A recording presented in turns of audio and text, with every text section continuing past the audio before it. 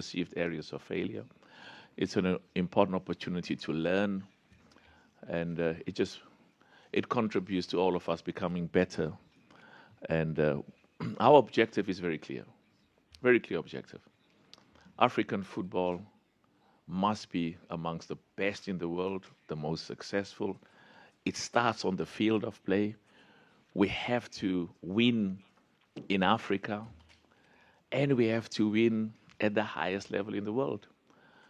So what particularly also excites me about this Afcon is its preparation for our national teams, those that will be representing us in the World Cup. So, in life, people respect you on results. They don't come and talk about your plans, your strategies, and how beautiful it is, the football in Africa is. What are the fans saying? Because the fans will not watch African football if it is not exciting and attractive. So I'm so proud of the work that every one of the 54 member associations that are members of CAF and who represent 54 countries on the African continent, we've made good progress. But we set very high standards for ourselves, very high standards. And we take motivation from the accessible, quantifiable successes, but we're very clear that there is still significant progress to be made. There's still work to be done, and we want to be as good as the best. So I was watching the match between Nigeria. In fact, I've watched. Part of my plan was to watch every nation. So I'm happy that every one of the 24 nations that came for the Afcon, I had the honor and the privilege of watching every single one of them. And but it's also it's also a learning experience for me, because to see how the referees are officiating. And again, I had a meeting with the referees before the match, before the Afcon, and I said, "No, guys, listen.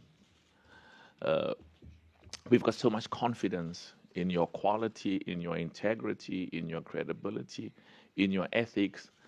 But the test is not what the president thinks. The test is not what CAF thinks. The test is what those millions of football lovers think. And we can give them the best technical explanation. It was not hand to ball. I don't know. It was foot, or I don't know, or even, I don't want to say toe, knee to hand. It's a penalty." And I want to say to you what I said yesterday to all the 54 presidents of the 54 African countries. Under no circumstances will any single country in Africa be treated better, more preferential than any other country. It's never going to happen, not whilst I'm president. Every single one of the 54 countries in Africa are going to be treated with all the respect, all the dignity, and all the recognition they deserve. And that's what our commitment is. But of course, we've got to listen. And when people say, "But why is it that the referees seem to, and the VAR operators, and I don't know, and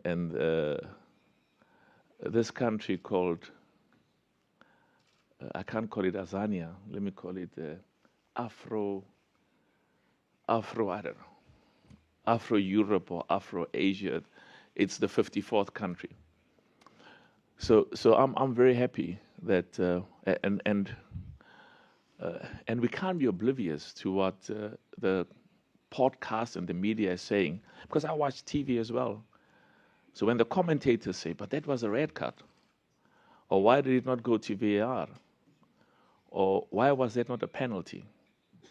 Our credibility depends on what ordinary football supporters and fans in Africa and Europe, and we will consistently improve, train, and make sure that the referees, the VAR operators, and the match commissioners are world class. This has indeed been the most successful CAF, the single most successful CAF in the history of this competition. And the question is, but President, why are you saying that? No, number one, the quality of football has been world class. And it's not so important. Let me say, it's more important what some of the best coaches, the best football analysts, the legends are saying about the quality of football. Remember,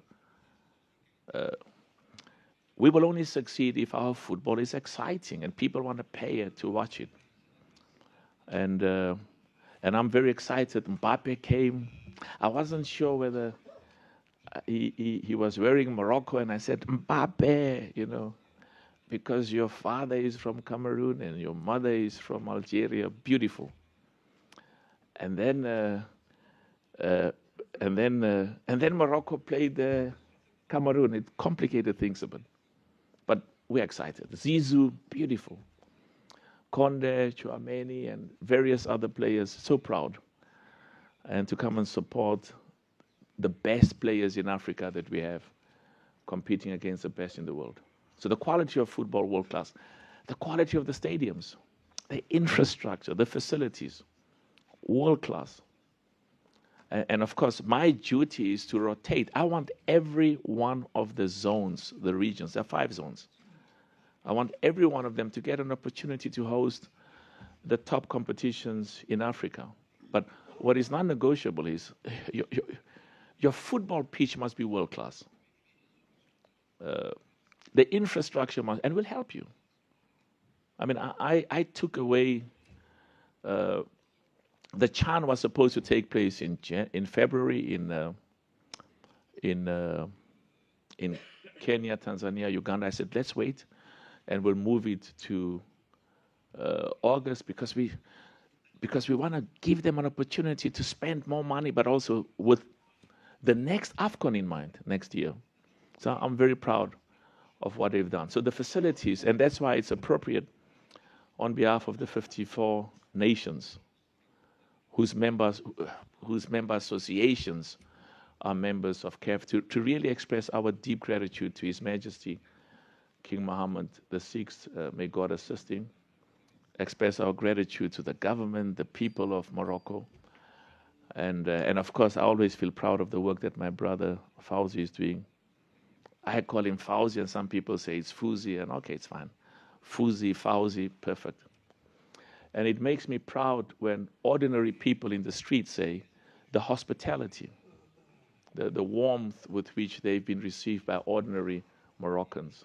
It's beautiful. And then my Moroccan friend says, yeah, but President, that's part of our culture. That's part of our history. Beautiful, beautiful. I saw the flag of Morocco next side by side with the flag of Algeria. For me, it makes me proud. I'm happy of that because we want all our people to be together. We want all Africans to be together. I saw the president of football in the DRC and the president of football from Rwanda together having a wonderful time. Beautiful. That's what we're all about, to bring all our people together. And where there are challenges, we will humbly use football to unite. And this unity, of course, is unity in the continent, but it's also a commitment to unity with Europe, with America, with Asia, with South America. On Monday morning at 3 o'clock, I'll be flying, 3 o'clock in the morning, I'll be flying to Davos for the World Economic Forum, and there's 70 heads of state, and it's part of they, and of course, we're going to talk a little bit about the World Cup in America, and there's lots of things that Gianni will be there as well. Gianni apparently arrived, and our FIFA brothers. So that's beautiful. But of course, there we'll be talking about how do we bring the world together? How do we encourage more trade, more partnership in a world that is becoming increasingly divided?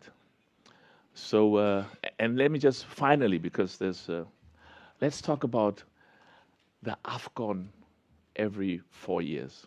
Now, let me explain to you. I hear somebody smiling, but you know, a smile sometimes can be a loud smile. Let me tell you, uh, I'm clear in my mind. I have to be in a much better situation in this new dispensation than I was in the previous dispensation. And and the numbers and the figures don't lie, and the facts don't lie. Because I can have my own interpretation, say it's wonderful, it's good, but if the facts and the numbers and the data doesn't support it, then it's incorrect. So what's going to happen? We only had one competition that really made money.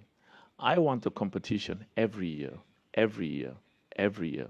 At this stage, with the exception of the year when there's a World Cup, and we're also looking at that to even have a competition in that year. Now, the Afcon is about, it used to be 20 nations, and we increased it to 24. Every year, I'm going to have 54 nations in Africa, not 24, like in the Afcon, 54. 54. And unlike what happened in the past, I'm going to have the best African players who play in Europe. We are proud of them. The best African players who play in America, proud of them. In Asia, in South America, they're going to be part of this competition every year in Africa. Now, how much do I pay for the Afcon? I think when I became president, the first price was maybe 4 million or something, 4 million, and I immediately increased it to 5. I don't know where the 5 was going to come because we owed $150 million at the time, and then increased it again to 7 for Cote d'Ivoire, and increased it again to 10. And I'm excited because I know some of those players, not the ones who play in Europe, the ones in Africa. If they get significant money, some of that money goes into their pockets, and that's what we want. So part of my objective is to make sure that in every sense, the African Nation League competes with Afcon. I don't want one fishing rod to try and catch fish for me in the sea.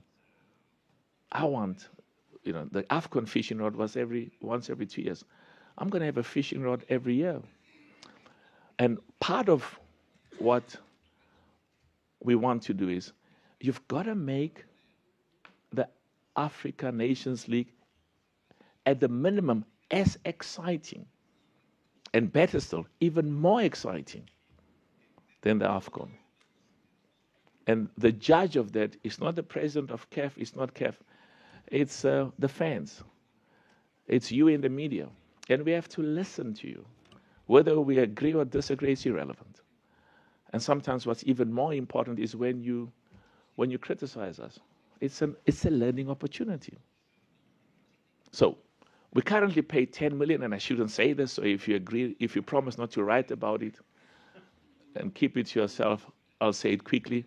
My aim is to get 10 million first prize for the Africa Nations League. Where am I going to get the money from? I'll find it. So if I've got 10 million there, and make sure that the African Nation League competes in every sense with the Afcon. But of course, the Afcon, there's a sentimental. It's like this grandmother who brought you up when your mother was working. She's got a special place in your heart, and always will have a special place in your heart. But you can't tell a grandma, go to work in a Toyota. I love Toyotas. When you can take her to work in a BMW or a Mercedes-Benz. I mean, whatever nice car. We have to improve all the time, become better, more competitive. And we have to listen to our sponsors. And of course, we've got to listen to our fans. And we also have to listen to the media. So I'm excited. There's a lot of work that still needs to be done. Part of my job is, when I'm not president of CAF, because every leader, there's a time to go and there's a time to leave. So part of my job is the president who takes over from me must find a foundation and the leadership where they can continue the good work that we've done together. No organization succeeds because of an individual or because of a president. It doesn't exist. We've got 80,000 employees in the mining companies where we are, either that we have formed as a family or where we are the biggest shareholder. 80,000 employees every day go to work. And we succeed not because of me, but because of all of these people. And we've got to look after them, motivate them. And there's another 33,000 in the financial services companies where we are. So in everything we do, we succeed because of the people we have the privilege to work with. And I'm very honored that I've had the privilege to work with some good people. And as I said, my job is to make sure that I don't know, a few years down the line when I'm not president of CAF and I look at the leadership, and they should say together we've laid a good foundation and they must continue. Because I think a lot of the successes of what we are doing, the results will be seen a few years down the line. So have I forgotten anything? May I, President? Just remind me quickly. 100%, President. I mean, you spoke about the results here when you took over Afcon, making $5 million, today sitting at revenues of $200 million. And for the first time, you've got ticketing revenue. I mean, when you came in from zero, today $55 million on revenue, ticketing alone.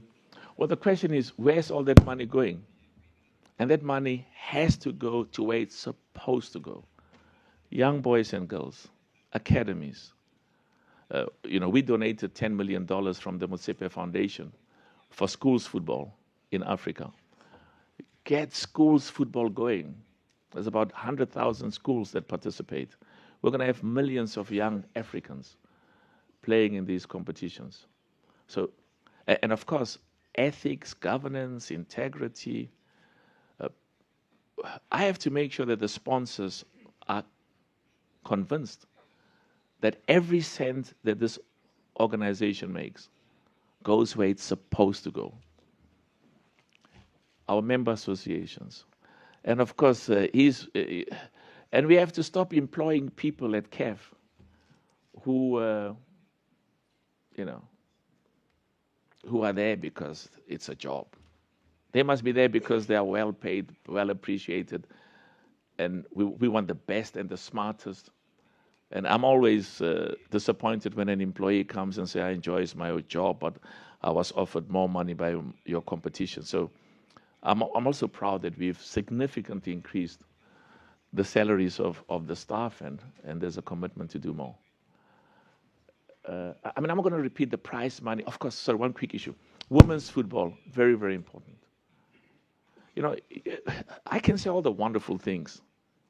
It really means nothing if on the ground there isn't quantifiable, accessible success. We've spent a lot of money on women's football. It's coming up. I'm so proud. And it'll keep growing. So I just want to conclude by saying that I want to thank the media. Have I forgotten anything? No, President. I haven't. President, have I forgotten anything? No. General Secretary? President, no. Madame Vestine? Okay. So as I said, part of this thing is to give for us an opportunity for you to ask whatever question you may want to ask. And we will see you next year in Kenya, Tanzania, Uganda. And let me say this. We have a duty. My duty is to Africa. It starts there. But my second duty is I can only promote Africa if in those areas where we have to work together with the world, with Europe, with America, with Asia, with South America, in those areas we have to work together. The success of football in Europe is good. I want Europe, I want America, I want Asia. I want their football in those countries to keep growing and keep succeeding. And I'm clear that in Africa, we are going to keep growing and keep succeeding. So I just want to, in conclusion, say once more, use gratitude to the people of Morocco. Thank you so much. Merci beaucoup to the people of Morocco. This is the spirit of Africa. Bring us all together. They took me to a university here in Morocco. 48 African countries have got students at that university. Beautiful, beautiful. 88 countries from outside, worldwide. So there's another 40 countries that have got students. We are part of a world where we have to work together. Our growth is the growth of all of us together. And then there's something else which might come back later.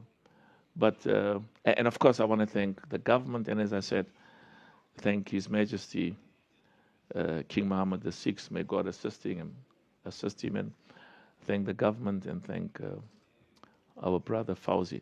There's one other point that they reminded me about. It just slipped my mind. Hopefully, it'll come back when we take all the questions. Okay. So just one final thing. I hope we've tried to look well after the media. We're not doing you a favor when we treat you with respect and with the dignity you deserve. It's our duty. And I want to thank you for, there's 190 countries, 190. The official number is 180, but we are told that there's 10 others where they've got access in ways that they only know how, that have been watching African football. We're enormously grateful, and we're grateful for you because you've carried some of that, and it's to a large extent because of you. And thank you for being with us, and if there are ways that we can make your stay with us better, please let us know.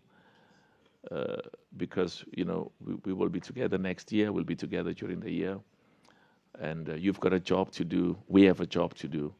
We have a duty to try and help you in executing your job. It's good for us. You're not doing us. We're not doing you a favor. Okay, are we ready for questions now? Yes, President, just for the benefit of media, just to repeat those financial figures, that revenues growing since the last Afcon by 95% of CAF, ticketing revenue growing from 11 million from Cote d'Ivoire to 55 million US dollars, and the sponsors from 5 when the president took over to 23 sponsors that are currently sponsoring this competition. Now, President, I'll take questions from the members of the media. So what we'll do is we'll go to the right, and some people are say to me, is the right wing? There's no right wing, right?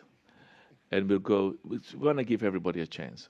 And I have to go to the match tonight because, as I said, I've had the privilege of seeing every one of the 24 nations. We'll go here, and then we'll go to the left. And then we'll go back again just like that. Okay?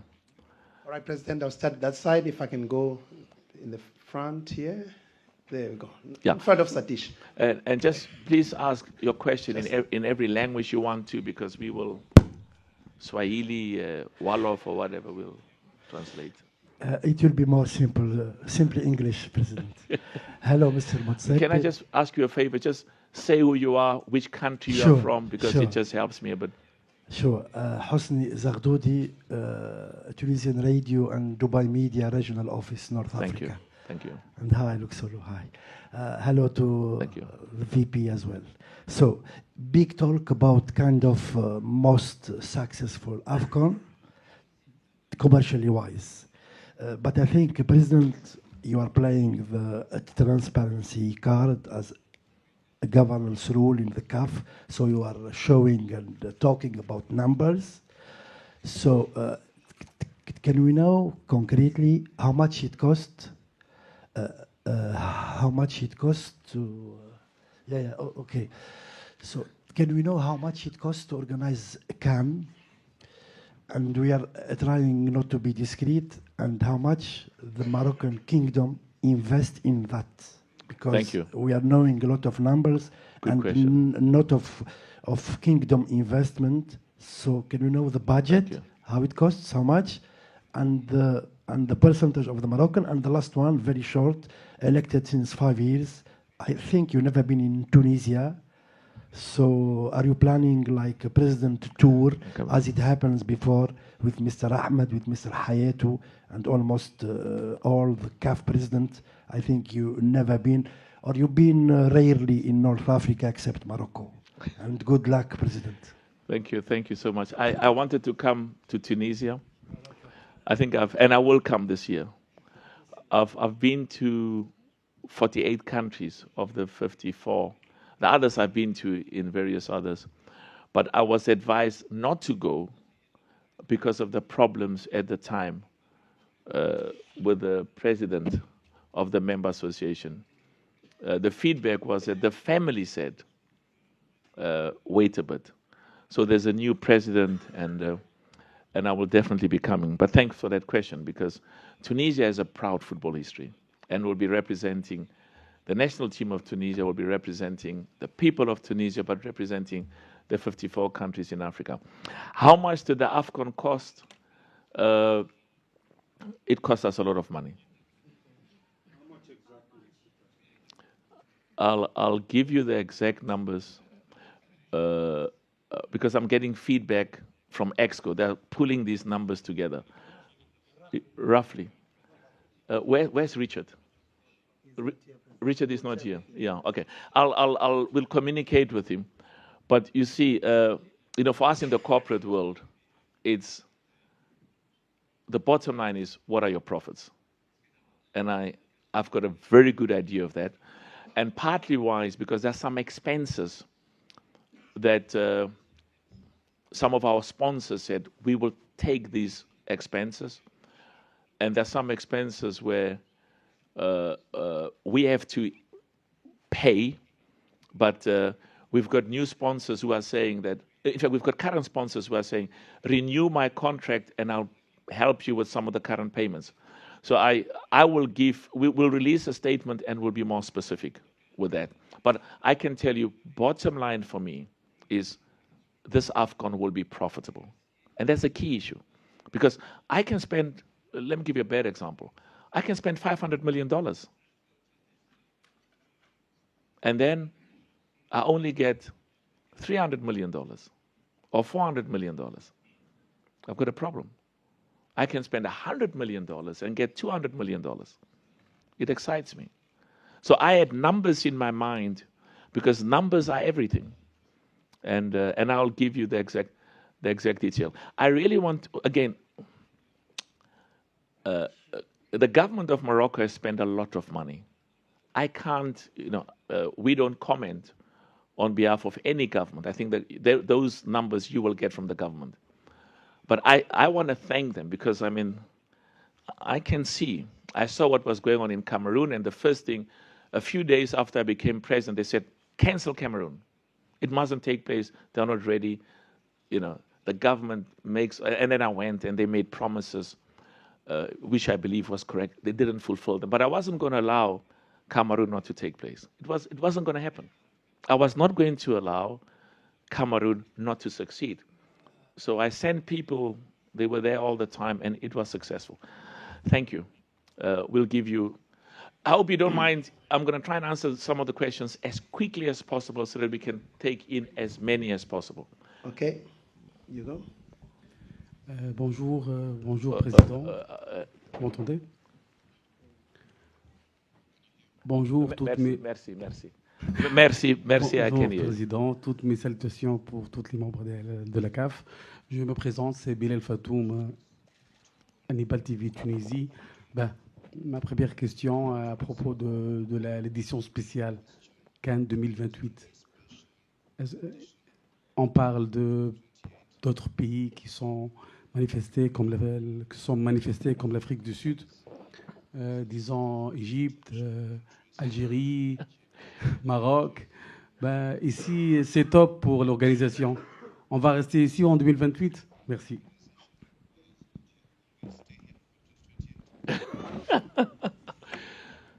You didn't follow the rule. Lutko, it was one there. I think you like these people a lot, and then one here, and one there. Now, let me tell you, and I want to tell you now because it complicates my life. It complicates my life. I've had so many countries that wants to host 2028. I've had so many countries that wants to host the African Nations League. And I think one thing I must tell you quickly about that is, in 2029, we're going to have 54. It's important because 54 African nations, 54, participating in the African Nations League.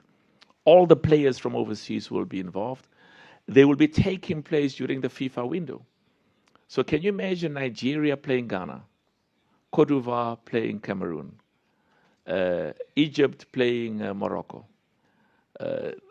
Kenya playing Tanzania. So all over. But what we are going to do is there's going to be one country that will be identified as you are the host. So even though in the FIFA window, the whole of the continent will be playing. Let me give you an example. Assuming we say Nigeria. Nigeria, you are going to host Africa Nations League 2029. You are host.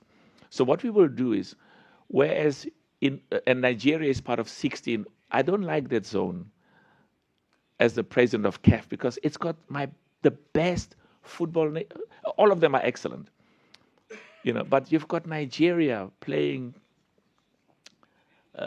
Ghana. You've got Cote d'Ivoire playing Cameroon. It's not good for us when it comes to the World Cup because somebody is going to exclude somebody else. And I want all of them to compete with the rest. But the point is, we now go 2029, we say, Nigeria, you are the host. So what will happen is, in Nigeria, the 16 nations that are part of West Africa will all play in Nigeria. They'll host them during the FIFA window. But all the other zones, there'll be a draw there. So you might find South Africa playing Zimbabwe. The draw will decide where they play. Kenya playing Uganda. The draw will decide. Egypt playing Algeria. The draw will decide. And then the winner, because that's going to take place between September, October, the winner of each of the zones will then come to Nigeria. They'll come to Nigeria to play against the winner of the West African zone. And that contest will then determine who the champions are. We've looked at what happens worldwide, and you've got to learn. You've got to see what has worked in other parts of the world, what has failed, and make sure that we implement what is the very best. So you are asking me about, has South Africa, has Tunisia? I'm going to have to do, CAF is going to have to do something that, in strict compliance with the FIFA and CAF statutes and regulations. I mean, I've got heads of states who are phoning me. I don't decide. It's the CAF ExCo that decides. But what I'm clear about is the quality of your infrastructure has to be worldwide and will help you as well succeed. So what we're going to have to do is to say, okay, Senegal, you want to host the next Africa Nations League. Ethiopia has put in a bid. Morocco has put in a bid. Angola and others. Can we allow Senegal to host it now? And then the next time we will give Angola a chance or Zimbabwe a chance. But you've got to have the infrastructure. And then the next time, because we've already given Tanzania, Kenya, Uganda the Afcon next year, let's give Ethiopia 120 million people. I want to develop football here. And then we go to the north. We say, let's give Egypt or Algeria or Tunisia a chance.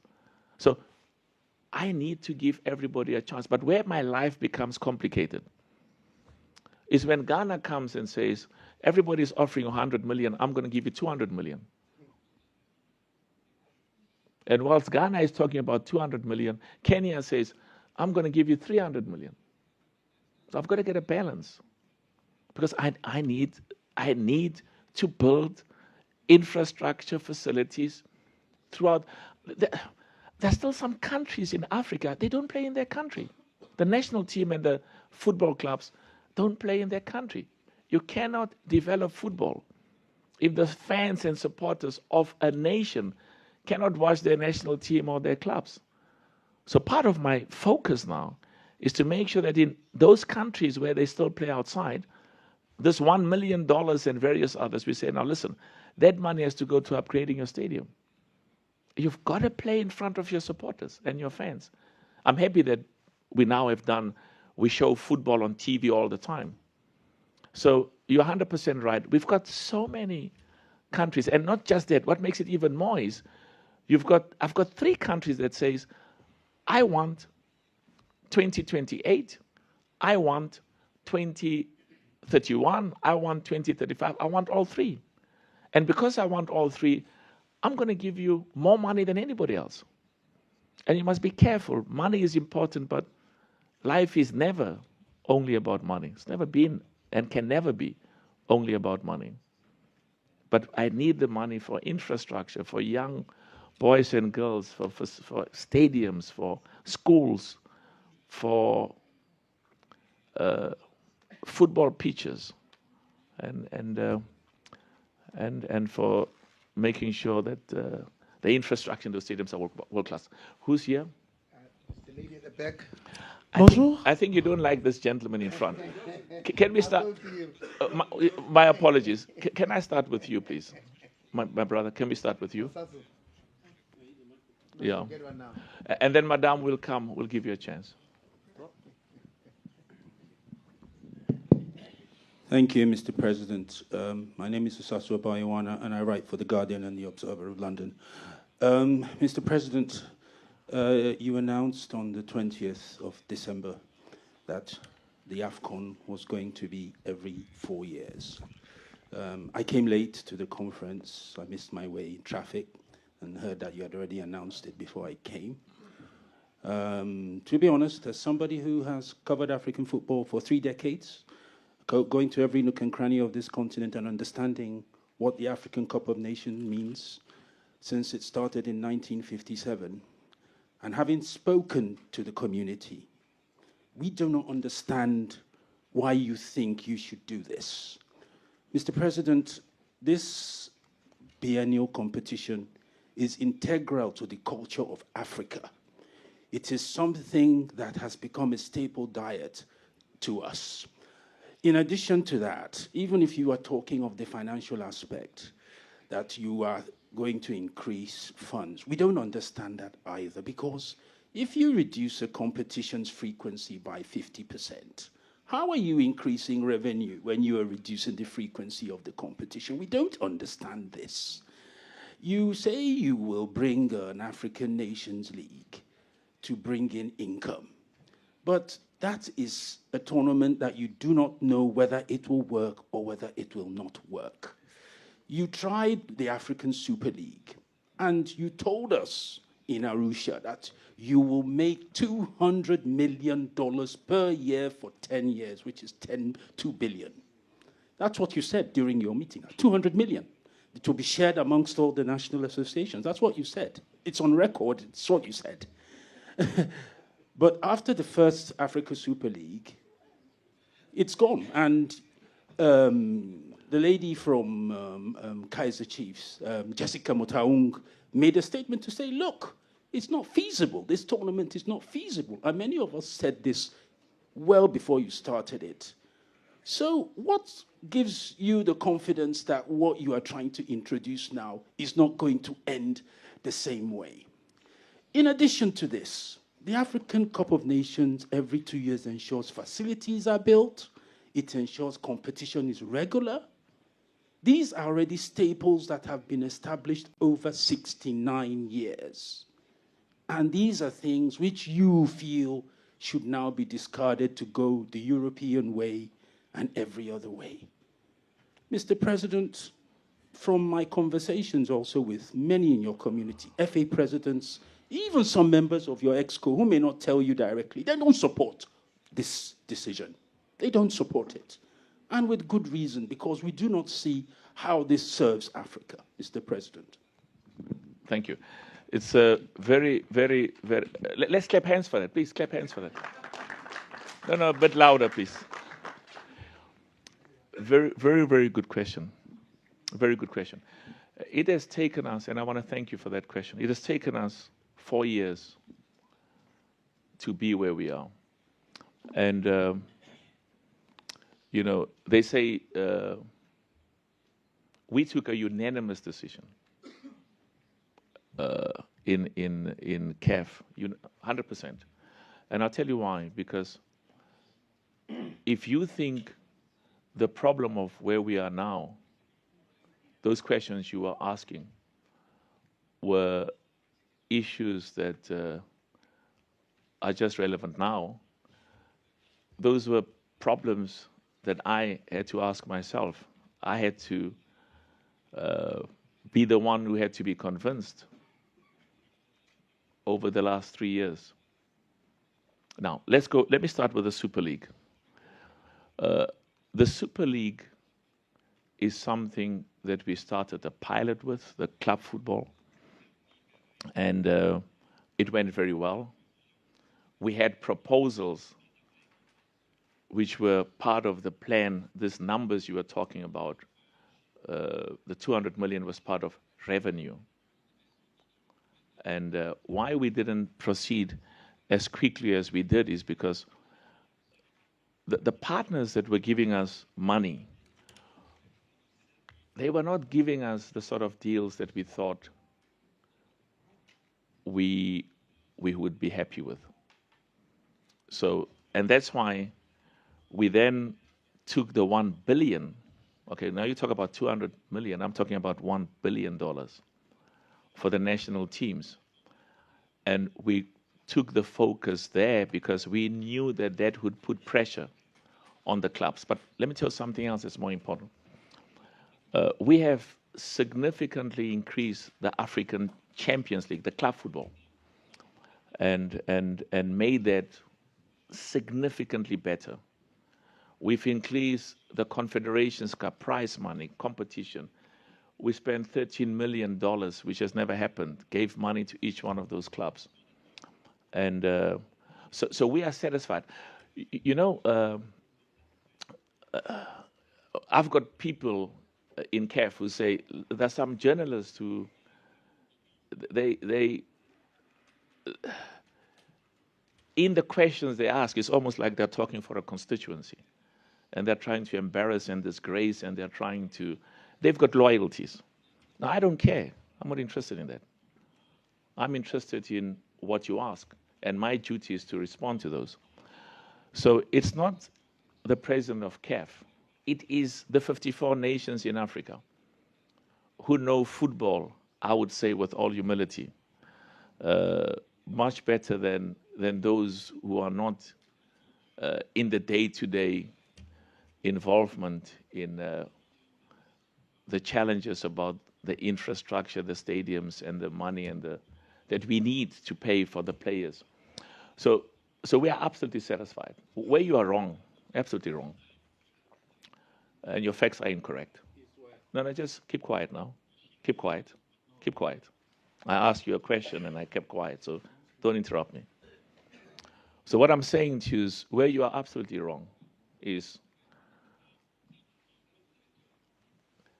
the revenue of the Afcon is significantly less than the revenue that we have implemented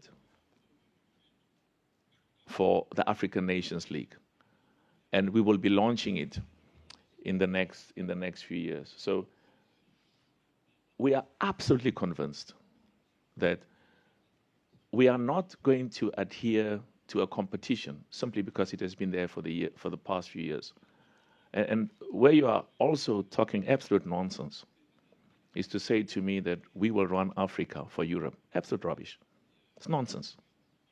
You're insulting us. We run Africa for Africa. And our job is to listen to people like yourself and various others. And whether you're objective or not is irrelevant. But when you've got 54 nations in Africa saying that the African Nations League is world class. It doesn't matter how you look at African football. When I became president, member associations were getting 200,000. In fact, it was more like 150. We've increased it to 200. They're getting 400,000 now. And we have to take decisions that, from a populist perspective, may be regarded as being unpopular, but from a beneficial perspective, what does this mean for African football? Every single one of our 54 presidents say this is the best thing that has happened. And I'm confident over the years, the results of what we are doing will speak for themselves. Any other questions? I think let's go that side. Just give it to... My apologies. Give the lady sorry, the lady at the back. back. Sorry, I forgot about you now. Merci. Bonjour, je suis Priscille Messéné, journaliste camerounaise. Président, ne soyez pas offusqué du fait qu'on vous parle de décaler la date de la Coupe d'Afrique des Nations. Je vais vous dire sans d'autres thèmes. La Coupe d'Afrique des Nations est d'abord culturelle, parce qu'au-delà du côté sportif, c'est d'abord des cultures qui se rencontrent en un mois. Et quand on a investigué un peu sur la Ligue des Nations, c'est un tournoi qui va se disputer par zone. Et ce qui fera que les journalistes ne pourront plus se déplacer, il y aura beaucoup de déplacements. Il y a tout cela qu'il faut mettre, il faut prendre en compte. Donc, on est obligé de s'interroger. Et depuis votre arrivée, on ne veut pas que vous partiez. Le président Motsepe a apporté beaucoup d'argent. On voit des avancées, c'est vrai, mais ce n'est pas que financier. C'est culturel, c'est sportif. C'est aussi le développement du football local. Chaque fois que vous prenez la parole, au Ghana par exemple, vous avez annoncé le financement du football féminin à près d'1 milliard de francs CFA, donc plus d'1 million d'euros. On n'a pas vu la finalité, il n'y a pas de communication là-dessus. On a l'impression que les journalistes sont informés, mais non pas la suite. Alors, je reviens sur mes propos. On vous félicite pour le financement, c'est bien. Maintenant, nous sommes obligés de nous interroger. Première interrogation, est-ce que vous n'êtes pas en train de dénaturer le football africain? On peut bien organiser une Ligue des Nations sans délocaliser la date de la Coupe d'Afrique des Nations, parce que c'est autre chose, c'est un autre esprit. La deuxième question, je reviens sur la gestion de la Confédération africaine de football. Vous nous donnez l'impression que la FIFA a un impact important sur la CAF aujourd'hui avec votre arrivée, parce qu'on comprend très bien que vous êtes panafricaniste, ça se voit dans vos réalisations, la portée que vous avez. On a délocalisé la date de la CAN. Nous sommes en hiver, donc on aurait pu la jouer en juin à cause de la Coupe du Monde des clubs. Aujourd'hui, il y a une interrogation aussi sur la gestion de votre COMEX et votre bras droit qui est le secrétaire général. Il doit aller à la retraite, il a 58 ans aujourd'hui, on n'a pas d'informations, il y a beaucoup de critiques qui s'élèvent là-dessus. Est-ce que le président Motsepe, pour faire court, sait les intérêts de l'Afrique ou reçoit une pression énorme de la Fédération internationale de football association qui est la FIFA? Merci. Bravo. Well, these meetings should take place more often. And they should take place more often because I think we have a duty as well to not just keep you informed, but also what you are asking. It's not just what you are saying. It's what many people on the ground are saying. But let me tell you something. We have to free ourselves as Africans. We have to have more confidence in ourselves and not believe that whenever we take a decision, it's what FIFA says this or Europe says this. It shows lack of confidence in ourselves. Many times FIFA comes with recommendations. We say, we listen to what we say, we disagree, it's not going to happen. Just like we go at times with recommendations to FIFA, they say, we listen to what you say, we disagree, it's not going to happen. We go to Europe. We make recommendations. They say, we listen, we disagree. They make recommendations to us. And we say, we listen to what you say, we disagree. At the end of the day, we have a duty to you. And we have a duty to the ordinary African football supporter and lover. We can think we are doing all the right things. But if our people, I don't know, do you need a translator? You understand what I'm saying? Madame? Oh, thank you. Yeah. So we can be convinced we are doing all the right things. But it's more important that ordinary football people on the continent are convinced that we are doing the right things. And you know, the decisions we have taken many, many years. Let me give you a bad example. My sole responsibility, primary responsibility, is African football. Now, you've got an agreement between CAF and FIFA, which is not CAF, the whole world. In the year of the World Cup, that period, June, July, you can't have a competition.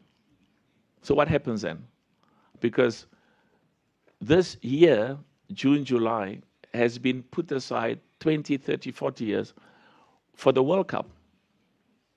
So we have to have a competition, this current Afcon. It has to take place this year at all costs. The only time you have is December, January. Now comes a problem. The European clubs say, we are not going to release our players because we spend billions of dollars of these players. We're not going to release them. And we say, we don't care what you say. You're going to release them. So, but we need allies. We then need to go and engage with other confederations because I think they've got a, you know, the family owns a football club. So their concerns, I understand them. But my duty, my number one duty is Africa. So I just want to conclude that for us, it's not Afcon every 4 years. The way it's been structured, it's Afcon every year. No. It's Afcon every year. You can say no until tomorrow. It doesn't change it. It's Afcon every year. We have, in this current competition, Morocco, we've got about 28 days that has been allocated. The African Nations League, the window period is going to be 22 for that period. And the difference is, we are convinced, contrary to what you think, to have Nigeria play Ghana in either Accra or Lagos, it's good because it builds the local rivalries.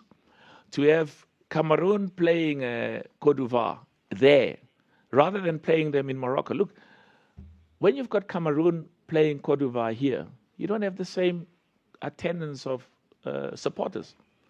When you've got them playing at home, the stadiums are full. The sponsors are keen. It doesn't only help the national team, it helps the club football. So I agree with you. As I said to you, money is important, but nothing in life is only about money. It's about the quality of football. It's about what you said, the cultural significance. And we are absolutely satisfied. I'm convinced that we've looked at this over the last 3 years. We are convinced. And you will take time, over time, to realize that what we have done is definitely in the interest of African football. Okay, next question. Can I just go to the back there, Mamadou, and then I'll come to the lady there. I promise I will come to you. Okay. Sorry, Mamadou, and then the lady. No, but please, do you mind one person at a time? I mean, let's all have professional courtesy. No, we will go through this press conference, I promise you. She's my favorite, the lady who asked the question. So yes. Okay, let's go. Mamadou. Okay. My name is Guy Mamadou. Freelancer on Soccer Africa Super Sport. Now, President, my question is, I've been in Morocco here for the African Nation Cup. Obviously, I attended the one in my country. And honestly speaking, Morocco have raised the bar so high, much higher than my own country, Côte d'Ivoire. I've traveled to all the venues, fantastic infrastructure, road, and everything.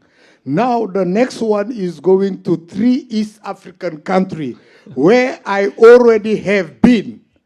No road within the country. Some of my colleagues from East Africa told me from one country to another one, it will take you 2 days to drive. Then my biggest worry, and many are worried, are we not going to lower the standard by going to East Africa, or what is the solution forward? Because we've seen, we are in Morocco. The Afcon was supposed to be in Guinea Republic. Because they were not ready, it was moved to Morocco. And this 24-nation Afcon, I think in Africa, maybe 4 or 5 countries have the proper infrastructure to host it. Is there any possibility that it will be taken away from those 3 countries or postponed again? That's my question. Yeah. Let me tell you, it's a good question. And I think part of being a leader is to deal with difficult, unpleasant decisions which we have to take, which are right and which are good for football. But it's more important that we've got to explain them. We've got to take people to come with us. And we are convinced over time they will indeed see that the decisions we are taking. Now, I have a duty to develop football all over Africa. I can't have competitions only in those 4 countries where you've got the infrastructure. You've got to have, you've got to create opportunities for the other countries to build infrastructure at the level, World Cup level that we want them, and develop football in those countries as well. I'm confident that the Afcon in Tanzania, Kenya, and Uganda will be enormously successful. Will there be challenges? It's like the World Cup Qatar. We are going now to Canada, America, and Mexico. There are going to be challenges. But and that's why I was insisting that the CHAN takes place in those countries, even though they were not ready in February, because I was convinced that it would help us enormously to make sure that we've got a successful Afcon next year in Kenya, Tanzania, Uganda. But we are not going to take that competition away from those countries because I'm confident it's going to be successful. Next question. I'll go to the lady there, and then afterwards I come to Omar. This way? Oui. Yes, madame. Yes. Bonjour, Monsieur le Président. Sorry. Bonjour, madame. Oui, moi c'est Lala Rassoul, journaliste Sénégal 7, journaliste sénégalaise. Alors ma question est, demain on assiste à une grande finale entre le Sénégal et le Maroc. Les billets restent introuvables et inaccessibles aux Sénégalais. J'aimerais savoir le pourquoi. Et votre réponse par rapport aux problèmes d'organisation qu'on a évoqués lors des matchs passés. Merci. Yeah. A very good question, but there isn't a shortage of tickets. The tickets were bought in the first day, all of them gone. And we're trying to make sure that we give opportunities to as many. I've had heads of state saying that they've got their families coming and they can't get tickets.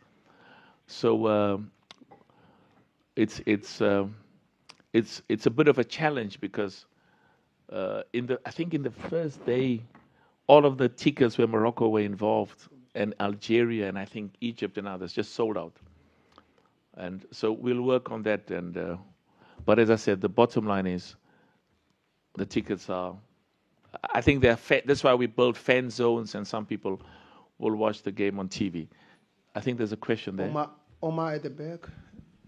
Yeah, just trying to. I'm Omar Mutasa, Radio Deutsche Welle. I'm from Uganda. First of all, I thank Mr. Mamadou for his issues of saying that the Africa Cup of Nations should be removed from Uganda, Kenya, and Tanzania, which I think it was not a good idea anyway. Sorry, what was not a good idea? To give it to them in the first place, or what? Well, what I'm saying, it was not a good idea for us as Ugandans. For him, it might be a good idea of saying that Africa Cup should be removed from Uganda and Tanzania and Kenya, though you are trying to lift up the standard of football in all the continent of Africa. I come to my question now, Mr. President. Out there on the streets, there have been a lot of talk on the issue of refereeing. Yeah. I don't know if maybe you spoke about it, so I put it there. The second question is about, specifically, you spoke about 4 countries when you were explaining here. You spoke about Algeria and Morocco. And you said you want to see Algeria and Morocco having a good football. You want to see and you spoke about DRC and Rwanda. What specifically have you seen in those countries you mentioned? Is it politically, financially, business-wise? Can you please clear the air on those 4 countries? Thank you. Yeah, no, very good question. I mean, what I was saying is that if you look at the media, there's been challenges between Rwanda and the DRC, and it's wonderful to see their presidents together, the football presidents, working together, because at the end of the day, we want an Africa where there are good ties and good relationships amongst all of us. And they talk about the Super Eagles, for example. Many of the presidents say that when the Super Eagles play, you know, there isn't North Nigeria or South Nigeria, there isn't members of Nigeria belong to different religious organizations or to religious ethnic backgrounds. All of us are Super Eagles, support the Super Eagles. So we are clear. Football has this broader obligation. Of course, it's about what happens on the field, but also I feel proud when I see fans from Algeria and Morocco being together, celebrating football, when I see the leadership of football from the DRC and Rwanda together, because we're all Africans and we need a continent where we've got good ties and good relationships and growth for our communities and our people. But I agree with you that I think Uganda, Mamadou takes very simple views on everything, on many things. And let me give you an example. I ask in CAF, we've got futsal. I open a bid for 6 months and nobody submits an offer because they lose money. I open a bid for the Women's Champions League. Nobody puts a bid because they lose money. And what happens? Morocco comes and says, I'll help you. And sometimes another country comes and says, I will help you. And what that leads to is that we've got lots of competitions where it's often the same countries. And partly it's because the others don't, the government say, but you know, we don't have the money, we don't have the resources. And we have to move on and develop African football and encourage those others as well to build their infrastructure, because we'll get there when there'll be more and more countries bidding. President, I'm just going to rationalize because we've got official trainings that are about to start very soon. So I'll just ask everyone just as one short question, because in 7 minutes, you all know we have got to leave for official trainings and then the third and fourth. Listen, let me just say, for those of you who may not, who are here and think that you've got a question and we haven't answered, there are people who are here. They will answer whatever questions you may have. And as I said, we have ongoing explanations to do because there's an element of ignorance out there about the benefits of having an Afcon every 4 years and how African football is going to be enormously beneficial, better with the new competitions. It's our job, not yours, to keep engaging, to keep explaining. So, you know, everybody will stay behind and address whatever questions you want. But we'll spend as much time as possible to give. I'll just go yeah. This way, that way. And then I promise you, one question, very brief, because you know we have to go very soon, and also you guys need to go to the official trainings now, which are about to start. Of course. I understand. That's what I just said. Yeah, you're correct. I have to go to Casablanca as well. That's what I just said. But we have a duty to listen. So let's give as much an opportunity for those who've got questions as possible. Proceed. Mr. President, I'll keep it brief. I'm Matt Dennis from the United Kingdom. I've got a quick question about disability and accessibility in Afcon and their policy on that. I've seen very few people requiring or in wheelchairs or with disabilities attend the games.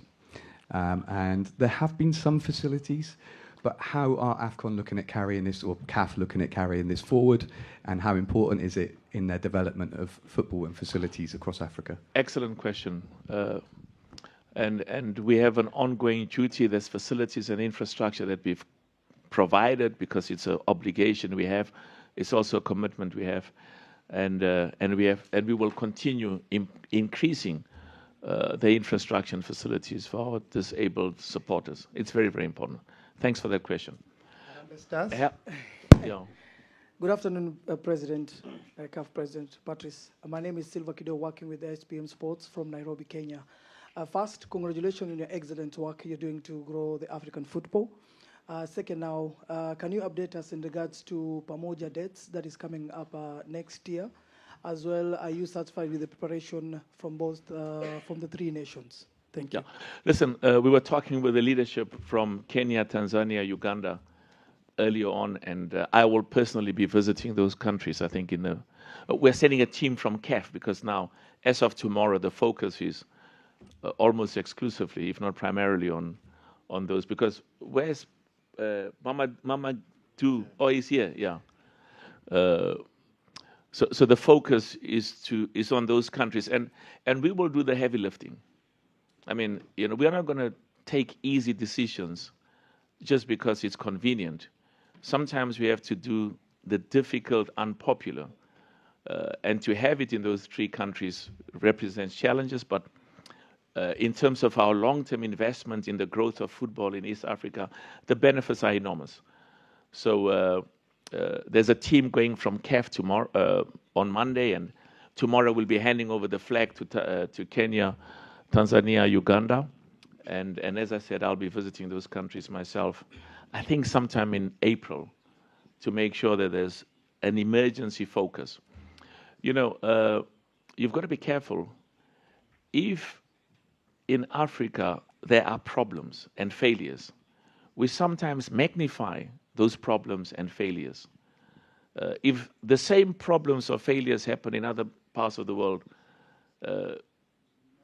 it's not as magnified as we do. So we've got to be more optimistic and more positive, but also recognize our challenges and our failures as well. But keep building, because this is an investment for the future. There's a lady there. From there? Yeah. نعم، مساء الخير. فدوى المرابطي مراسلة قناة الغد العربي. تحدثتم في كلمتكم على أن هذه النسخة هي الأفضل أو الأنجح من نوعها على الإطلاق. تحدثتم أيضا عن التحكيم، وهي النقطة التي أفاضت الكأس. تابعنا كم الاتهامات وكم الانتقادات للتحكيم التي وصلت حتى التشكيك والاتهام بالكولسة وحضور نظرية المؤامرة في الوقت الذي غابت فيه الروح الرياضية. هناك من اشتكى من الإقامة، هناك من اشتكى من التنقل وغيرها من الأمور. بماذا تردون ككونفدرالية مسؤولة على تنظيم هذا الحدث على هذه الاتهامات المباشرة؟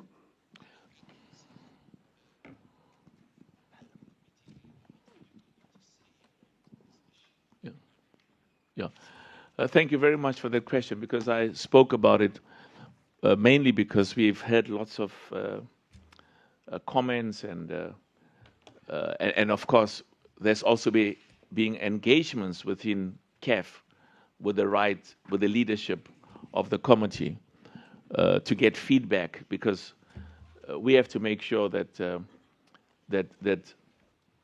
the quality of refereeing is respected, because fans and spectators view the decisions that have been taken as being proper and ethical. And you spoke about transport and logistics. The feedback I've received, and there'll always be room for improvement. I mean, there's nothing where you'll get 100%. But the feedback I've received from the football players, their presidents, and lots of the fans is that in terms of infrastructure, transport, hotels, logistics, this has been the very best. Are there likely to have been areas of weaknesses or failures? I have no doubt, like in every other organization, there'll be those areas where we can improve and do better. Where do we go? We go to Satish and then you, Gary. Satish, very brief. Okay. Well, it will be as brief as I can make it, which is not usual. But the first thing is a couple of suggestions. We seem to have problems in getting time for everybody to have their say and ask their questions. So what I'm going to suggest is, to answer this, you set up a committee that basically allows online press conferences with the president every month, and you can ask or suggest what your questions are through to this committee and what you want to talk about, and then it'll give time for the President to actually consider it and answer it, and then you can actually time these events a little bit more accurately. Secondly, in your speech, you mentioned a number of people you wanted to be beneficiaries, such as the young in particular, but I noticed you didn't mention the elderly, so I'm going back to my usual, which is Mr. Taha Ismail and Mohamed Maouche, among others. We really must do something about these people before it is too late. Part of the reason I did not bring those shirts that I promised I was going to is I did actually mention that it was dependent on Royal Air Morocco. Well, they still have my luggage over 4 weeks later, and I don't think I'm getting it back while I'm in this country, to be honest with you. But my question, which is what I'm coming to now, is due to my contacts in Europe, I have received certain worrying information. Last week, there was a press conference, or at least a meeting, with the sporting director of PSV Eindhoven. And he was basically saying he wants FIFA to force the Africa Cup of Nations to take place in the summer. Now, this is simply not going to work. It will be okay for countries like Morocco, Egypt, etc., in the north of Africa, but there are very, very important climatological reasons why you cannot possibly hold the Africa Cup of Nations in the Northern Hemisphere summer in certain countries. So it's essentially saying you cannot have the Africa Cup of Nations in these countries, which is nigh on an attempt to kill off the Africa Cup of Nations, in my opinion, and it really needs your good office and people within African football to say, we're not having this. If we have to have this, the Africa Cup of Nations in the winter, that is when it's going to happen, because that is what the need of African football, and your own, because you don't want your own footballers getting into serious health problems because of it. So that was the major question. And also, I don't know if you're aware of it, but that particular person, Marcel Brands, wants compensation for the players that they lose, and he wants FIFA to act upon it. Now, do you see this as some kind of consequence of the way European football has been trying to dominate that manner? You see, we're not politicians, eh? And but we have to teach our people. We have to teach our people as much as they have to teach us that in the interest of the continent, there are times when there will be difficult discussions, because we don't control world football, and we need, world football is about 5-6 continents. And there are times when you have to make concessions. I mean, like what the lady said and the gentleman here, you say, what is his name? Osasu, yeah. I mean, you come and talk about idealistic, theoretical, populist expectations of what African football should be like. Our job is to do what's in the best interest of African football. And sometimes we have to take unpopular decisions. And decisions that, like what was said here, we want the Afcon every 2 years, but we are saying to you, you're having something better. No. We want the Afcon every 2 years. Now, we have to listen, but we've got to move on. And we've got to make sure that we educate and expose so that our people can understand that the decisions we've taken are definitely, they are not populist. They are not sentimental in the sense that, but we've had the Afcon every 2 years. You're going to have a better competition every year, not every 2 years. But our duty is we've got to explain, because at the end of the day, we're accountable. Our duty is to these ordinary hundreds of millions of football fans. And we've just got to keep explaining. And we know that 2, 3, 4 years from now, there'll be a recognition that, wow, this is indeed. But people have to experience it. You spoke about the elderly. Brilliant question. We have a duty to the elderly and to make sure that the jerseys you spoke about, I think if there's anything we can do, Veron, to help, because there's lots of, I'm told Boy had so much gold when he arrived, and they said to him, can you tell us where there's, the jewelry, beautiful jewelry. And I was called, President, you've got to intervene because there's challenges at the airport. What are they? Boy has got so much beautiful, beautiful jewelry. And just like in every country, just has to declare them. But it was resolved and everything went well. And we should not, I think where we as CAF can do better is, and Mamadou, you guys must help. Let me explain to you. Let's stop talking nonsense. I know journalists who have got preconceived views and their objective is to embarrass and disgrace. But we have to listen to them. And we know journalists whose objective is, and we've got all of them, we hear the questions you ask. But we have a duty to talk to them. This is what, you don't just respond to the ones that ask you the nice questions. Sometimes you've got to, with smile, ask, deal with questions which are totally logical, but you've got to answer. But what I was saying, Mamadou, is we have to, there has to be this, you made a very good point. I think CAF is not engaging with the media as often as it should. And it cannot be, it should not be, that there's an engagement where the president comes. It's wrong. There should be an engagement on an ongoing basis. So I think that's an excellent point he raised. And I think we'll get Lux and Veron and Mamadou and some of you guys to engage all the time. And part of that, as I said, is not just, so sometimes it's more important for us to listen. Not sometimes. All the time it's more important to listen. And what is even more important is a lot of the misrepresentations and the misconceptions and the misunderstandings and the misinformation that goes around. And we've got to deal with that. We need an hour and a half to get to Casablanca, so we really have to almost go Mr. now. President, Gary? Yes, good day to you, and I'm right here, Mr. President. Where's the gentleman? Introduce yourself, Gary. If you can stand up, sorry. Because I'm looking left, right, Gary L. Smith from the Sporty Group. Based where? Sporty Group, I'm based in Accra. Wonderful. Yeah. So. Where's Kurt? You know him? Yeah.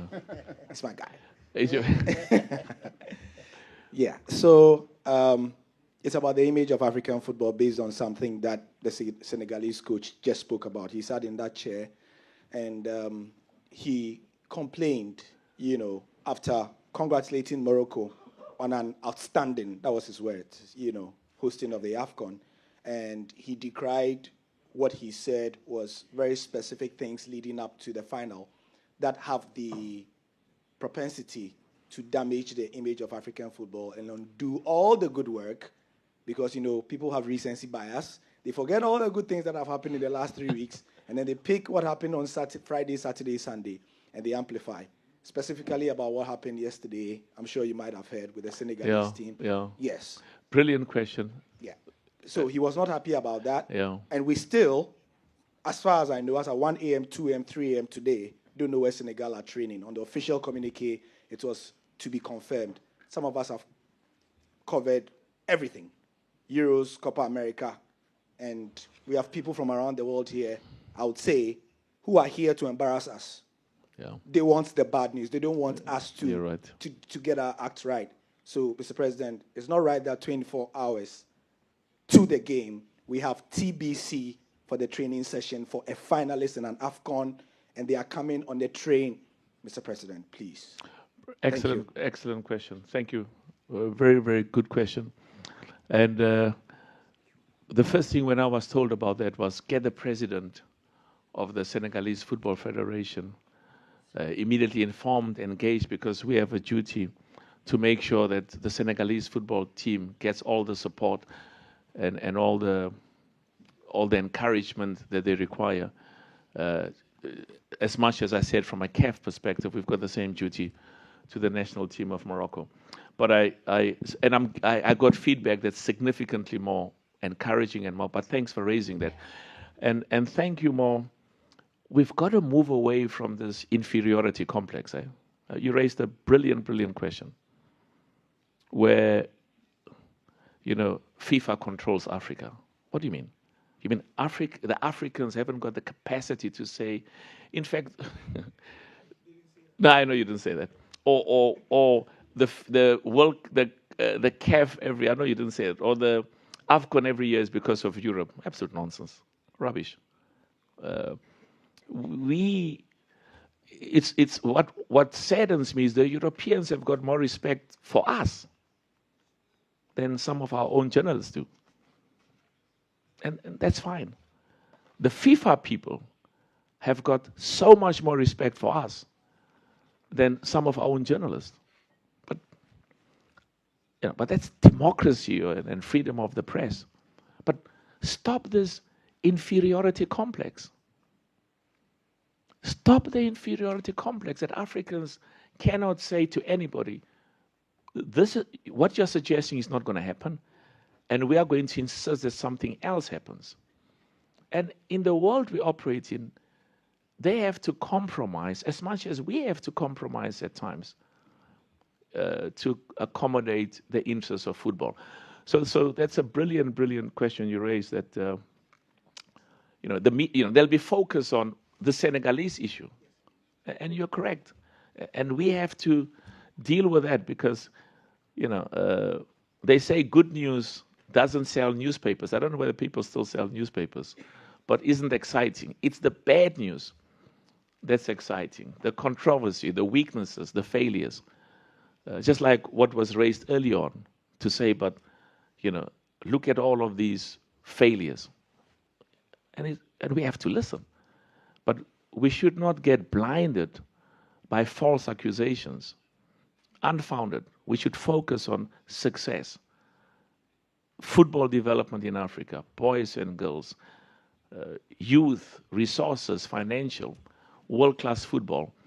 And I hope that this Senegalese matter, there'll be an announcement that you see, he's from Accra. Eh? He's talking on behalf of Senegal. He is the president of football in Ghana. So this is how it's supposed to be, that, it's about the continent. Mr. President, we really are running out of time. Yeah, but maybe take one last question. Yeah, because you've got another thing happening next door. Yeah. No, we will tell you now. No. Yeah. Yeah. We find out getting that information now. And Very good question. What we've done is there's because I was told this literally not, earlier during the day. And the first thing was get the Senegalese leaders. And also because I know as well the president of football here, Fauzi. A lot of time was spent yesterday by Fauzi and the president of Senegal, Fall. Yeah, they pronounce his name as Fall. I say Fall, it's F-A-L-L. Eh? Yeah, but he's not falling, it's Fall. Okay? So Fall and president of Senegal and Fauzi spent wonderful time yesterday. But this happened today, is that right? Eh? Yeah. So I'm confident they will find a solution. I'm told that the Senegalese training will be at our next Olympic, just next door here. Yeah. So you can. My colleagues from team services are sending that now as we speak. So you will get that information. I really want to appeal to all of you. I know you want to ask questions. Let's give. Not more than I want those who want to ask embarrassing questions. Let's allow them. It's the embarrassing questions. Let's go to this gentleman, President. We really are running out of time, so we'll go to him. Because we've got an event which we are running late, 30 minutes next door, and then we have to go to Casablanca. But we haven't allowed the North African and West African, and Southern African. We haven't given them. Thank God there was a question on East Africa. I want to give all of the zones an opportunity. Mr. President, my name is Eric. I'm from Kenya. I want to ask a question. So you agree with Mamadou that we should take it away? No, I don't. I want to ask my question concerning... Listen, it's never going to happen. We're going to make a success of East Africa. It's going to be welcome to Kenya. Successful. Yeah. Now, I want to ask my question concerning the World Cup. Recently, we've seen the United States say that some countries have been restricted from accessing visa, and we've got up to 9 countries going to the World Cup. What is CAF doing to ensure the deserving fans get a chance to go to the World Cup? I think you asked the same question when we were in Kenya. No, I was not there. Oh yeah, but somebody asked identical when I was with the president of FIFA, and I can assure you that I have a duty, FIFA have the duty. There's a huge amount of cooperation from the American government to make sure that as many of our people as possible who want to go and watch the World Cup, and of course, every country has got its own sovereign requirements as to who can come in and who cannot come in. But I'm confident that there's a huge amount of support by the American government to make sure that the Afcon, to make sure that the FIFA World Cup the second last question is very successful, allowing as many of our people from the continent who want to go to attend. Yeah? Okay. We go this way, and then we'll probably, just a minute, and then we'll end at the back there. There'll be the last question. I really am sorry, guys. I really, really am sorry. Ahmed Adela, Radio Mosaic FM Tunisie. Not an embarrassing question. Sorry. Yeah, okay. No, I like them, the embarrassing ones. No. Because it educates us. Please continue. C'est une question pour notre profit, pour la Tunisie en fait. J'étais présent lors de la CAN 2000, lors de la CAN à Côte d'Ivoire. Et vous m'avez promis personnellement que vous serez en Tunisie. Là, vous venez d'expliquer que vous serez en Tunisie en 2026. Une toute petite question. Le CHAN, la CAN, toutes ces compétitions africaines, ça aide énormément à développer l'infrastructure. Nous, en Tunisie, on a un seul stade homologué, CAF, et vous avez promis les Tunisiens de faire visite en Tunisie et de développer l'infrastructure. Où sommes-nous sur ce point-là? Merci beaucoup. Yeah, thank you. Very good question. The reason why I haven't gone to Tunisia, I love Tunisia. There was a designer called Azadine Alaya who's lived for many years in Paris. My wife loved him enormously, and from Tunisia, enormous talent, enormous. But she said, you dare not go to Tunisia without me. You have to come. I have to go with you. But the information I received was because the president was arrested. And the family said, please don't come. You're making our life difficult with all of the statements you make and don't come. So I will, and I want to combine that with Libya, because those are the two.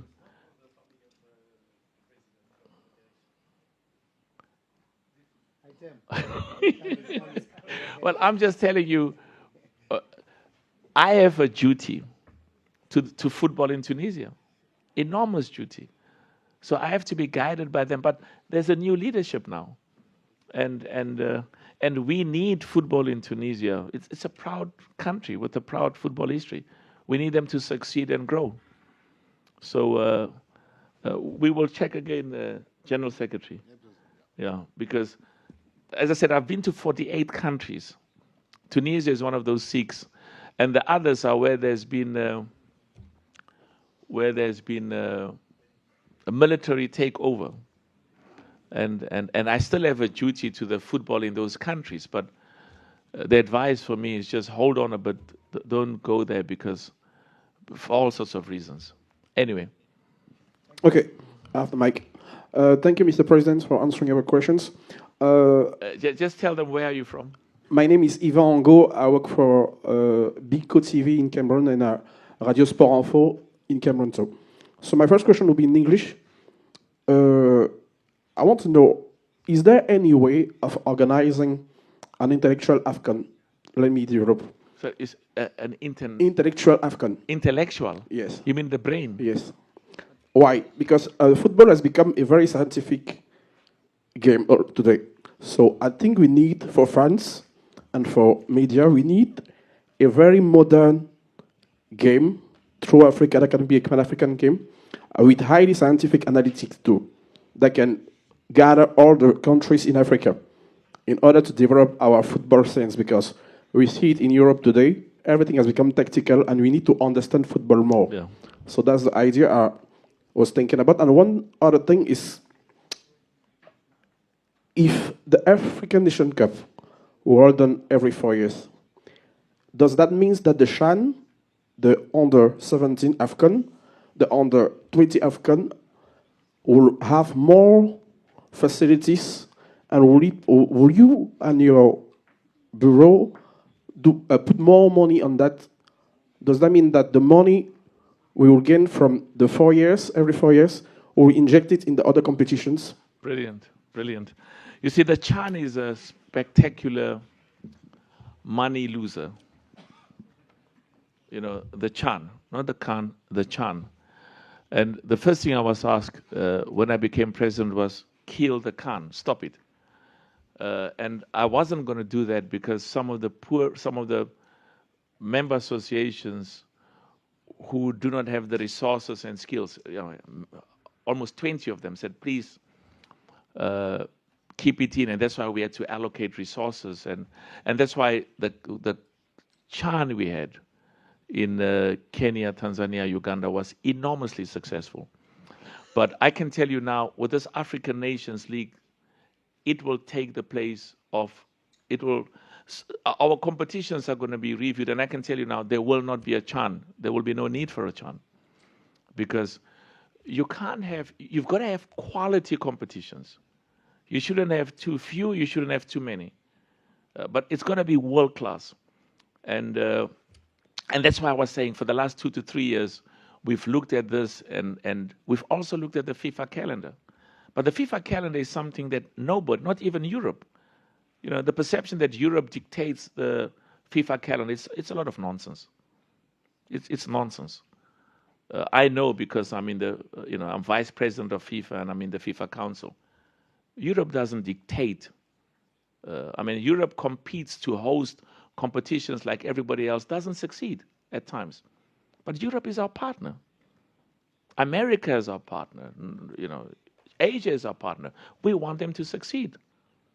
You know, we also have to stop the nonsense of trying to say, you know, people are enemies or people are people who've, you know, we've got problems with.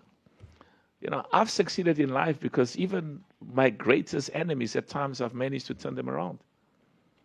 So Europe is not, Europe or North America or South America, they're not our enemies. There are times when we disagree and there are times when we work together for their success and for our success. So I'm clear in my mind. We're going to have the best mutually beneficial relationship with North America, with South America, with Europe, with Asia, with India, with China, with the rest of the world. Okay, let's just, this is extra time, né? Two questions in extra time, maybe. Okay, maybe let's go to Mauritania, and then afterwards we come to you. We haven't given anyone from Mauritania a chance to speak. And they are doing good work in Bonjour, Mauritania. Président. Merci pour le travail de fond que vous faites pour le football africain. On n'était pas dans le train. Président, je suis Lassana Kamara, journaliste mauritanien. Je vis en France. Je m'intéresse à tous les footballeurs qui ont des origines africaines en Europe. Je fais tous les championnats d'Europe. Ma question, merci d'abord pour ce que vous faites pour le football africain. Mais Président, les questions que Mamadou a posées et les autres journalistes, j'ai l'impression que vous vous fâchez. Non, ils ne sont pas contre vous. Le problème, c'est qu'il y a un problème de communication. Le fait d'amener la Coupe d'Afrique de 2 ans à 4 ans, vous l'avez dit simplement en conférence de presse. C'est le genre de décision historique, culturelle. Vous devez travailler ça en amont, envoyer des courriers ou appeler la presse pour avoir plus de temps d'explication. On a un problème d'explication. Il n'y a pas de communication entre la CAF et les journalistes. On ne viendrait pas tous les 2 ans déverser tout ce que vous allez dire. On ne connaît pas votre programme. Qu'est-ce que vous allez faire dans 2 ans, dans 3 ans? Parce que cette Coupe d'Afrique des Nations, la Ligue des Nations de 54 pays, personne ne comprend. Si quelqu'un dans la salle dit qu'il a compris quelque chose, c'est qu'on l'a mal expliqué comme au Cameroun.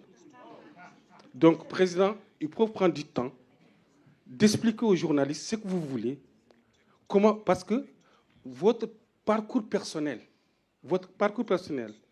de l'Afrique du Sud jusqu'à construire des entreprises, vous avez dit que vous avez 80 000 personnes que vous travaillez pour vous. Ça ne tombe pas du ciel. C'est un process, c'est une manière de faire, c'est une manière de dire, c'est une manière de se comporter. C'est à ça seulement que vous devrez expliquer aux Africains votre projet, votre manière de faire. C'est pour cela que quand on n'a pas ces informations-là, on a des briques d'informations, des briques et des brocs. Et nous, Brilliant. maintenant, il faut qu'on dise que ça vient de la FIFA, ça vient de là. C'est juste une question de communication. Thank you. That's excellent observation. Merci beaucoup. 100% right. Mamadou is an old friend. I can throw him in the sea and then take him out of the sea. I was angry with Mamadou because of wanting to take the Afcon away from Kenya, Tanzania, Uganda. That makes me angry. But he's my brother. And let me, on a very serious note, you've raised a few very important questions. We did not do as good a job as CAF in preparing the ground on this Afcon every 4 years. And I'll tell you why, because we've been sitting on this thing for the last 3 years. But we understand, but that's not good enough. We have to explain to you, and so that you don't only hear, because we are clear in our mind. You can't have 54 African presidents saying, this is the best thing that has ever happened. It's because they understand that you're going to have an Afcon. You see, that's why this paranoia, Afcon every 4 years. Get it out of your head. You're going to have an Afcon every year. Every year. I even said to you, part of what we are doing is, because we have to make this African Nation League exciting. You can't fool people. I used to stand in the family business when I was 6 years, 7 years old. I would stand behind the counter, sell bread, sell maize, sell vegetables. And customers, you can't fool customers. They come and say, this loaf of yours is $1, the other one is $1.05. I'll go for the $1. So at the end of the day, for us, we've got to make sure that our ordinary people, who actually are the people we account to, understands why what we've done is good for them. Because many of them, it'll take time. But I'm never going to not take a decision that has taken us a long time and that is the right decision, because there's going to be an outcry and there's going to be criticism and there's going to be unjustified accusations. Europe, there's a lot of rubbish.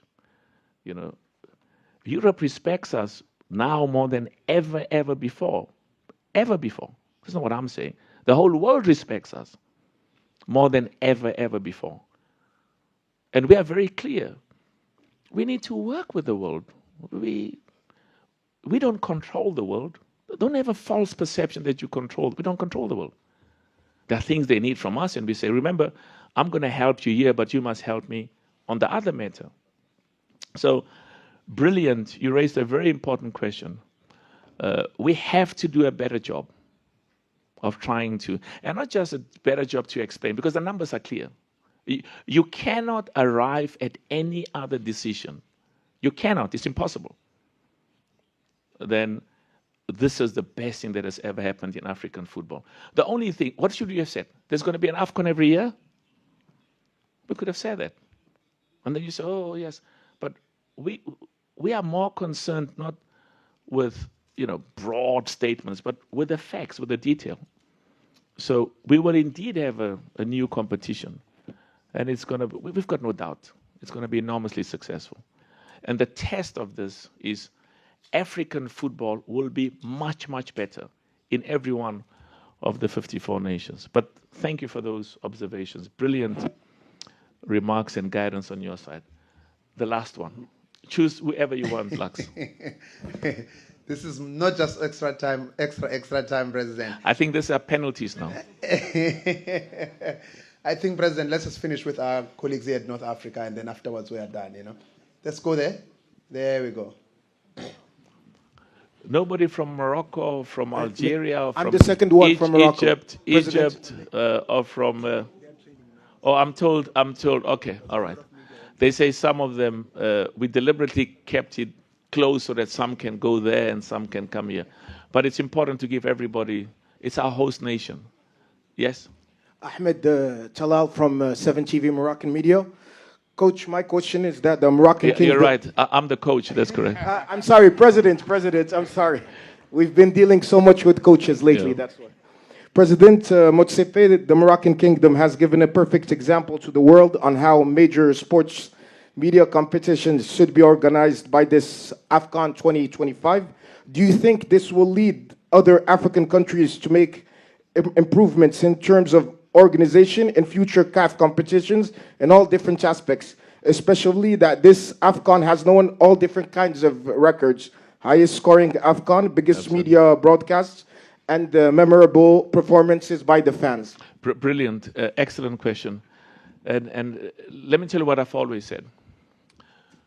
The reason why at Afcon, and we spoke about the referees and the VAR and the mesh commissioners, one of the key reasons in Afcon where governance is non-negotiable, where transparency, somebody spoke about transparency, non-negotiable, where ethics, non-negotiable.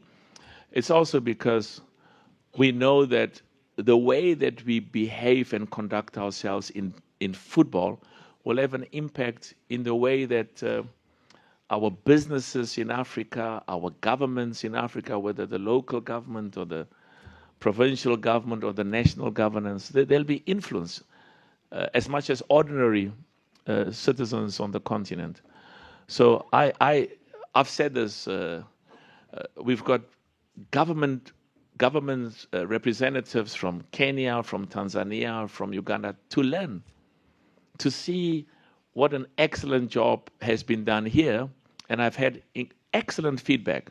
I was with the 3 presidents of the football federations who said, President, the last few days have been exciting. We've learned so much, and we are going to take and implement in Kenya, Tanzania, Uganda, what we've learned here, because we've never seen anything like this. And just my brother from Mauritania, you see, we never see ourselves as CAF, as anybody being against CAF, or anybody being against the leadership of CAF. We see ourselves as, we need to engage with you, and there are issues where, as I said, where there's misunderstandings, and we welcome criticism of whatever kind, whether it's justified or even false. It's important for us to get exposed and deal with those issues. I think we're finished now. We are done, thank you. Yeah, okay. Can I just, in conclusion, say thank you so much to everybody, and thanks for the work you are doing, and we are enormously grateful. And I really hope that you will enjoy your stay here today and tomorrow, and we will continue to engage with you. Merci beaucoup. Can we clap hands for all the journalists who are here? Can I repeat? Can we clap hands for all the journalists who are here? Yeah. Thank you so much. Merci beaucoup.